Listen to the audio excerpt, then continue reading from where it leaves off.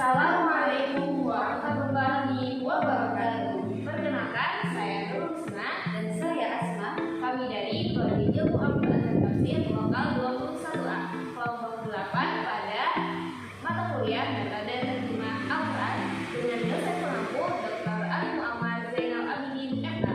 Di sini kami akan menjelaskan mengenai metode terjemah Al-Quran dengan metode Al-Wahid. Selamat menyaksikan. Bismillahirrahmanirrahim. Pendahuluan. Terjemah Al-Quran pada dasarnya tidak diperlukan lagi selama Al-Quran itu telah menjadi bahasa keimanan dan keislaman umat. Al-Quran diterjemahkan ke dalam bahasa Indonesia telah dilakukan oleh Abdul Rauf Al-Fansuri, seorang ulama dari Singkil, pada pertengahan abad ke-17 Masehi ke dalam bahasa Melayu. Pemerintah Republik Indonesia menaruh perhatian besar terhadap upaya terjemah Al-Quran ini. Al-Quran dan terjemahannya yang telah beredar di masyarakat dan telah berulang kali dicetak ulang dengan penyempurnaan adalah bukti nyata dari besarnya perhatian pemerintah terhadap penerjemah Al-Quran. Di Indonesia, banyak sekali metode-metode terjemah Al-Quran yang dirumuskan oleh para ahlinya guna mempermudah masyarakat baik untuk kalangan dewasa maupun anak-anak dalam memahami makna Al-Quran, seperti metode Granada, metode Harfiyah, metode Hashimiyah, metode An-Nasr, dan metode Al-Wahid. Pada makalah kali ini akan dibahas lebih rinci mengenai terjemah metode Al-Wahid. Pembahasan di sini kami mencantumkan ada 5 pembahasan. Yang pertama, pengertian metode Al-Wahid. Yang kedua, sejarah metode Al-Wahid. Yang ketiga, konsep pembelajaran. Yang keempat, contoh metode Al-Wahid. Dan yang kelima, kelebihan dan kekurangan dari metode Al-Wahid. Pengertian metode Al-Wahid. Metode Al-Wahid adalah metode hafal terjemah Al-Quran tanpa menghafal. Pada metode Al-Wahid terdapat model pembelajaran yang menggunakan warna-warna agar memudahkan orang memakainya. Dalam modul ini ada 3 warna.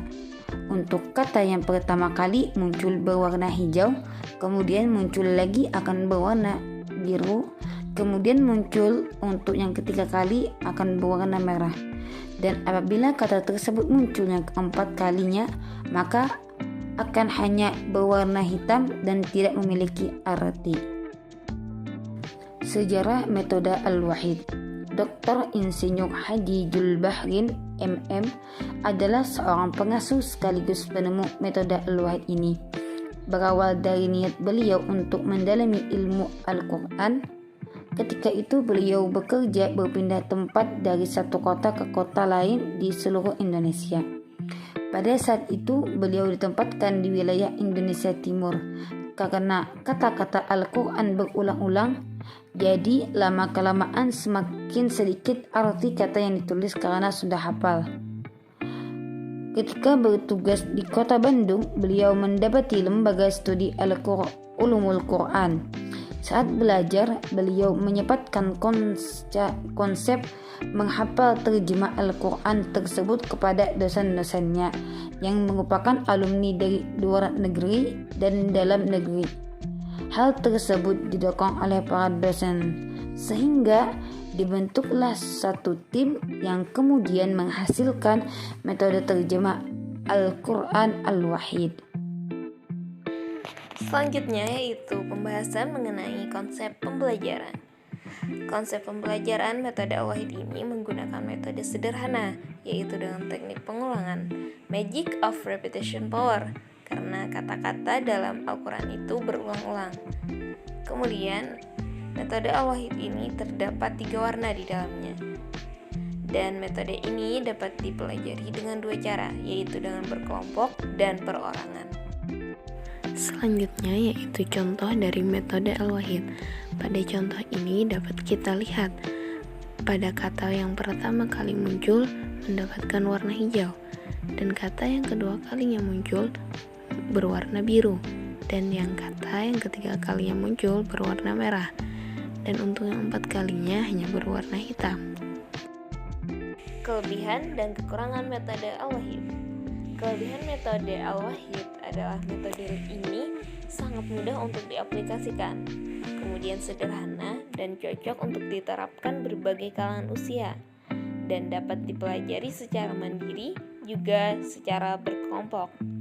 Yang terakhir yaitu kelebihannya tidak membutuhkan waktu lama untuk pembelajaran metode ini. Kemudian kekurangan metode Al-Wahid ini adalah tidak bisa diaplikasikan dan digunakan oleh orang tunanetra karena pada pembelajarannya menggunakan bantuan metode warna dan kata.